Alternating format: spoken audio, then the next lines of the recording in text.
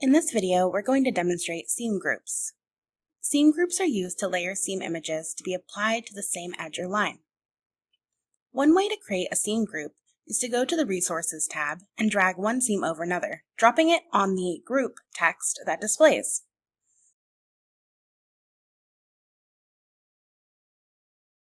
Let's take a look at the seam group we created. We select it in the Resources tabs, and the details are displayed in the context menu. Here we can edit the seam group. For example, we can rename the group. We can change the layer order by dragging. And we can hide one or more layers. The drop-down menu displays more options for each part of the group.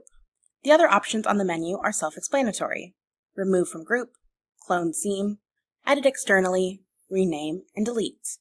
However, do note that removing a seam from a group adds that seam as a standalone material in the seams.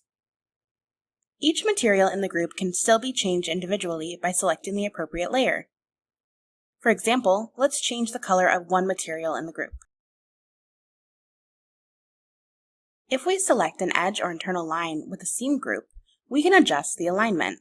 These options include align left, center, or right. The group aligns to the edge of the widest seam image. Edge assignable trims can also be grouped and have the same options as a seam group. This can be useful to create a custom binding. We drag a single needle seam to the edge assignable trims, then make a group from this and the rib binding. We now have a single needle seam that can be separately recolored from our binding. Another common use case for seam groups is wash effects for denim. In this example, we've added a custom image to the seam group to create a washed seam look.